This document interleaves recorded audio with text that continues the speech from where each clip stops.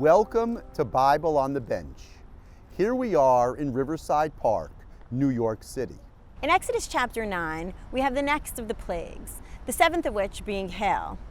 And the hail is described in miraculous terms as fire flashing in the ball of hail, and which I assume means some lightning storm in the midst of a hailstorm, which indeed is very rare. Now, the hail itself also was quite damaging to all of the crops, because the crops, while they were strong enough to grow, they were not strong enough to withstand the vulnerability of the hail.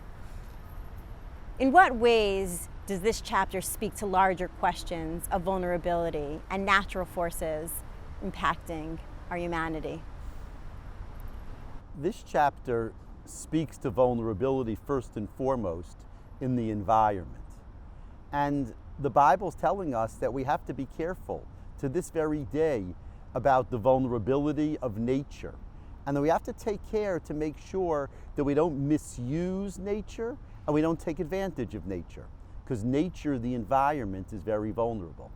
But there's also the question of the lesson of these chapters, of these plagues. And what you see here is that the Bible is teaching us an important lesson. And that is that if nature can be vulnerable, all the more so are human beings vulnerable. And how does this play into the previous chapter, where the Israelites were given that taste of freedom that they needed in order to move forward when Pharaoh gave them permission initially to leave to sacrifice to their God? How does this complement that? The Exodus was about the freedom of human beings.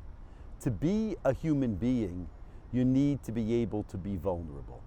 When you're a slave, there's no vulnerability because you're not really allowed to act as a human. You're told what to do. Vulnerability means you have freedom of choice. Freedom of choice is empowering, but freedom of choice makes us very vulnerable.